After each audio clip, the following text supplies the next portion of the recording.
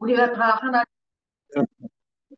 예, 오늘 하나님 말씀은 에베소서 4장 13절부터 16절까지 말씀입니다. 우리 천천히 같이 읽겠습니다. 우리가 다 하나님의 아들을 믿는 것과 아는 일에 하나가 되어 온전한 사람을 이루어 그리스도의 장성한 분량이 충만한 데까지 이르리니 이는 우리가 이제부터 어린아이가 되지 아니하며 사람의 속임수와 간사한 유혹에 빠져 온갖 교훈의 풍조에 밀려 요동하지 않게 하려 함이라. 오직 사랑 안에서 참된 것을 하여 범사에 그에게까지 자랄지라. 그는 머리니 곧 그리스도라. 그에게서 온 몸이 각 마디를 통하여 도움을 받음으로 연결되고 결합되어 각 지체의 분량대로 역사하여 그 몸을 자라게 하며 사랑 안에서 스스로 세우느니라. 아멘. 예, 오늘 말씀을 통해서 우리가 함께 은혜를 받을 제목은 예수 그리스도의 교회라는 제목입니다. 어, 이제 제가 말씀드리는 내용을 잘 들으시면 되겠습니다. 눈으로 이렇게 보면서 잘 들으시면 되겠습니다. 예수님을 그리스도로 믿고 우리 개인적으로 어, 고백하고 예수님을 그리스도로 영접하면 하나님의 자녀가 됩니다. 그때부터 우리는 그리스도의 몸된 교회의 일원이 되고 지체가 되어서 그리스도의 몸을 세우게 됩니다. 이제 교회의 축복을 누린다 그 말이죠. 하나님은 구원받은 우리들이 이제 교회 공동체의 일원으로 한 사람이 되어서 신앙이 성장되기를 원하십니다. 자, 그래서 오늘 첫 번째로 교회의 의미가 어떤 의미냐면 원래 교회라는 말은 어떤 지역에 있는 교회 건물이나 어떤 조직을 말한다기보다 하나님의 택한 백성들의 무리, 그 회중을 의미합니다. 그래서 주의 이름으로 두세 사람이 모인 곳에 내가 너희와 함께하리라 이렇게 말씀하셨잖아요. 교회는 우리가 예배하러 모이는 예배당도 교회고 또 우리 안에 성령으로 함께 하시는 상태. 그래서 우리가 하나님의 성전이 되어졌다. 우리의 심령이 하나님의 성전이 된 것도 교회라고 합니다. 또 우리가 움직이는 곳마다 하나님이 함께하는 축복이 나타나지는 것도 교회라고 말합니다. 또 우리가 죽고 나면 영원히 가야 될 본향, 천국도 사실 영원한 교회의 축복을 말하는 것이죠. 자, 그래서 예수님께서 세우신 교회는 어떤 교회냐면 마태복음 16장 18절에 보면 또 내가 내게 이르노니 너는 베드로라. 내가 이 반석 위에 내 교회를 세우리니 음부의 권세가 이기지 못하리라. 예수님을 그리스도로 믿고 고백하는 그 믿음 위에 그것을 반석처럼 여기셔서 그 위에 하나님의 교회, 예수님의 교회가 세워진다고 말씀하고 있는 것이죠. 그래서 예수 그리스도의 교회는 세 가지 교회를 생각해 볼 수 있는데 주님을 머리로 한 모든 교회가 하나의 교회인 교회, 그걸 보고 보편적인 교회라고 합니다. 에베소서 1장 22절, 23절에 보면 또 만물을 그의 발 아래에 복종하게 하시고 그를 만물 위에 교회의 머리로 삼으셨느니라. 교회는 그의 몸이니 만물 안에서 만물을 충만하게 하시는 이의 충만함이니라. 쉽게 말하면 예수 그리스도가 우리의 주인 되시고 머리 되시는 것을 고백하는 예수 믿는 우리가 전부 하나의 교회가 되어졌다. 그런 의미예요. 두 번째 교회는 이제 우리가 알고 있는 교회입니다. 나라마다, 지역마다, 일정한 지역 안에 신자들이 모여서 교회를 이루고 있는 지역 교회를 말하죠. 뭐 안디옥 교회라든지 갈라디아 지역의 교회라든지 고린도 지역의 교회라든지 저 여러분이 섬기는 교회를 말합니다. 지역 교회가 있고요. 또 세 번째는 어떤 교회가 있냐면 가정 교회가 있습니다. 초대교회 당시에 이때는 핍박이 너무 많았기 때문에 지역마다 개인의 집을 중심으로 모인 성도들의 모임을 교회라고 했어요. 성경에는 고린도전서 16장 19절에 보면 아굴라와 브리스가 부부인데요. 아굴라와 브리스가와 그 집에 있는 교회 이렇게 말하고요. 골로새서 4장 15절에 보면 라오디게아에 있는 형제들과 num바와 그 여자의 집에 있는 교회에 문안하고 이렇게 나와 있는 것처럼 예수 그리스도를 믿는 그 개인의 집을 중심으로 소수의 사람들이 모여서 예배했던 그것도 가정교회라고 합니다. 교회라고 하죠. 지금도 저 공산주의 국가나 모슬렘 국가에서 핍박이 있는 지역에서는 여전히 이런 가정의 교회가 세워져서 예배드리는 교회들이 있습니다. 자, 그러면 교회 이렇게 할 때 이 교회는 어떤 기능이 있을까? 오늘 이걸 살펴보면 교회는 영적인 기관인데 우리가 예수님을 그리스도로 믿고 고백할 때 하나님을 모르던 자연인이었던 우리에게 영원한 생명을 주셔서 이제 거룩한 하나님께서 성령으로 함께하는 사람을 그리스도인이라고 하잖아요. 기독교인, 성도라고 합니다. 그리스도인. 그런데 주님의 교회는 그렇게 구원받은 하나님의 백성들이 이제 모인 무리들, 연합하는 무리들, 여기에 성령께서 함께하는 것을 말합니다. 그래서 교회는 여러 가지 의미가 있지만, 교회는 네 가지 중요한 축복을 누리는 것이 교회예요. 예배의 축복, 전도의 축복, 양육을 하는 축복, 봉사하는 축복을 누리는 것이 교회입니다. 그래서 예배라고 할 때 첫 번째로 교회가 모이는 가장 중요한 이유는 은혜로 구원받은 백성들이 하나님께 예배 드리는 일 때문에 모이는 거예요. 로마서 12장 1절에 보면 우리 같이 한번 읽어볼까요? 너희의 몸을 하나님이 기뻐하시는 거룩한 산 제물로 드리라. 하나님 앞에 예배하고 우리의 중심을 드리고 하나님의 은혜를 받기 위해서 요한복음 4장 24절 한 번 더 읽어보면 하나님은 영이시니 예배하는 자가 영과 진리로 예배할지니라. 또 마태복음 22장 37절도 같이 읽어봅니다. 내 마음을 다하고 목숨을 다하고 뜻을 다하여 주 너의 하나님을 사랑하라. 이런 의미로 우리가 예배당에 또 모일 때 두세 사람이 모여서 예배 드리는 겁니다. 교회는 또 어떤 축복이 있냐면 전도하는 축복이 있죠.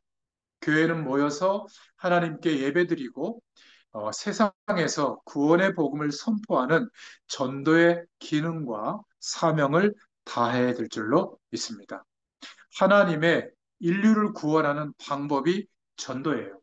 그래서 고린도전서 1장 21절을 같이 읽어보면 하나님께서 전도에 미련한 것으로 믿는 자들을 구원하시기를 기뻐하셨도다. 아무것도 아닌 것 같지만 복음 전하는 이 일을 통해서 하나님이 구원 주시기로 작정된 자들이 다 주님 앞에 돌아오도록 역사하시는 겁니다. 주님의 지상 명령이기도 하죠. 마태복음 28장 19절부터 20절의 그 중요한 부분 같이 읽어보겠습니다. 너희는 가서 모든 민족을 제자로 삼아 이렇게 말하고 있죠. 그래서 이거는 해도 되고 안 해도 되는 게 아니라 누가 막을 수 있는 게 아니라 불가항력적인 사명이다. 고린도전서 9장 16절에 같이 읽어봅니다. 복음을 전하지 않으면 내게 화가 있을 것이로다. 이게 어떤 의미냐면 우리가 이 생명의 복음을 전하지 않을 때 하나님 없어도 살만하다, 행복해질 수 있다. 이런 하나님 없는 문화와 가치관이 오히려 거꾸로 우리에게 영향을 주고 결국은 하나님 없는 인생관을 갖게 됐을 때 최선을 다하지만 하나님 없는 자기 나라에 갇히게 되는 거죠. 주님을 왕으로 모시고 하나님의 나라의 축복을 누리지 못하게 되는 겁니다. 그래서 우리를 위해서라도 복음 전하는 사명을 위해서 교회의 축복을 누릴 수 있기를 바랍니다. 세 번째는 양육의 축복이 있어요, 교회는. 교회는 전도하여 구원한 영혼들이 성숙하게 성장되도록 양육하는 일을 성실히 해야 합니다. 우리 어머니가 어, 2년 전에 예수님을 영접하셨죠. 그러나 영접하고 난 상태에서 머무는 게 아니라 한 달에 한 번이 이렇게 금방 돌아올 줄 몰랐어요. 그렇잖아요? 벌써 2년 이렇게 됐죠. 그러니까 2년 동안 한 달에 한 번 만나서 하나님의 말씀으로 양육하는데도 우리 어머니가 이제는 말씀을 이해하고요. 또 은혜를 받고 또 예수님의 이름으로 기도할 수 있게 된 거예요. 양육된 겁니다. 자라나게 된 거죠. 이러한 돕는 일을 우리가 성실히 해야 돼요. 제가 우리 집사님한테는 전달할지 안 할지는 하나님께 맡기고 청년들을 중심으로 청년 전문인 산업인들에게 말씀을 심부름하는 사도행전의 말씀을 꼭 제가 올려드려요. 특히 첫째 따님이 해외에 있다는 걸 제가 그때 듣고 기도하고 있기 때문에 혹시 항상은 아니겠지만 마음이 힘들거나 어려울 때 다른 것은 진짜 답은 안 되거든요. 그때 하나님의 은혜를 주어서 혹시 말씀을 들을 수 있다면 한 번만 제대로 하나님의 은혜가 임해도 완전히 바뀝니다. 그래서 제가 이렇게 전달해 드리는데 오늘 이렇게 얼굴로 보니까 너무 감사합니다. 그러니까 1년에 한두 차례 말씀을 들어도요, 똑같아요. 하나님이 은혜를 주시면 회복이 됩니다. 이게 말씀의 비밀이에요. 참 놀라운 겁니다. 그게 예배의 축복이고 교회의 응답을 누리는 것이죠. 그래서 우리는 아, 좋다. 이러고 머물러 있는 게 아니라 연약한 사람들, 아직 믿음이 자라야 될 사람들을 영적으로 기도해주고 도와주는 양육의 일을 힘써야 될 줄로 믿습니다. 디모데전서 4장 12절 13절을 중요한 것을 저기 적어놨는데 같이 읽어보면 읽는 것과 권하는 것과 가르치는 것에 전념하라 이렇게 말씀하고 있죠. 또 에베소서 4장 12절에도 같이 읽어봅니다. 성도를 온전하게 하여 봉사의 일을 하게 하며 그리스도의 몸을 세우려 하심이라. 그래서 네 번째로 교회는 전도해서 구원한 영혼들을 성숙하게 양육하게 해서 자라나게 해서 이제 하나님의 일꾼으로 봉사하는 일꾼으로 세워져 가도록 가르치는 일이 교회의 중요한 축복을 누리는 또 하나예요. 그래서 고린도서 4장 1절에 그리스도의 일꾼으로 세워지기를 원하시는 겁니다. 한번 읽어볼까요? 우리를 그리스도의 일꾼이요 하나님의 비밀을 맡은 자로 여길지어다. 이런 믿음의 자리까지 나아가야 될 줄로 믿습니다. 예수님이 모범을 보여주셨는데 요한복음 13장 14절 같이 읽어보겠습니다. 내가 주와 또는 선생이 되어 너희 발을 씻었으니 너희도 서로 발을 씻어주는 것이 옳으니라. 서로 섬기면서 봉사하도록 그리스도의 사랑을 실천하는 그 일을 하라는 것이죠. 베드로전서 4장 10절에도 청지기로 하나님이 맡겨신 사명을 감당해라. 봉사에 이렇게 말하고 있는데 같이 읽어보겠습니다. 각각 은사를 받은 대로 하나님의 여러 가지 은혜를 맡은 선한 청지기 같이 서로 봉사하라. 아멘이죠. 자, 그래서 마지막 세 번째로 교회의 사명이 있습니다. 어떤 사명이 있냐면 예수 그리스도의 교회된 우리는 예수님으로부터 위탁받은 교회적인 사명을 감당하고 수행해야 합니다. 그 첫 번째는 이 예수 그리스도의 복음을, 이 진리를 보호하는 역할을 해야 돼요. 디모데전서 3장 15절에 같이 읽겠습니다. 이 집은 살아계신 하나님의 교회요 진리의 기둥과 터니라. 진리를 수호하는 책임이 우리에게 있고 우리 교회에 있는 겁니다. 또 마태복음 25장 40절에 보면 이 그리스도의 축복을 전달하는 대행자로서 전도자로서의 사명이 있는 것이죠. 한번 읽어보겠습니다. 여기 내 형제 중에 지극히 작은 자 하나에게 한 것이 곧 내게 한 것이니라. 저는 이 말씀이 제 마음에 있거든요. 물론 대단한 사람들에게도 가서 목회자가 하나님의 말씀을 심부름해야 되지만 하나님의 말씀이 가장 필요한 우리 어머니, 그래서 제가 이 한 달에 이 한 번 이 시간을 손꼽아 기다려요.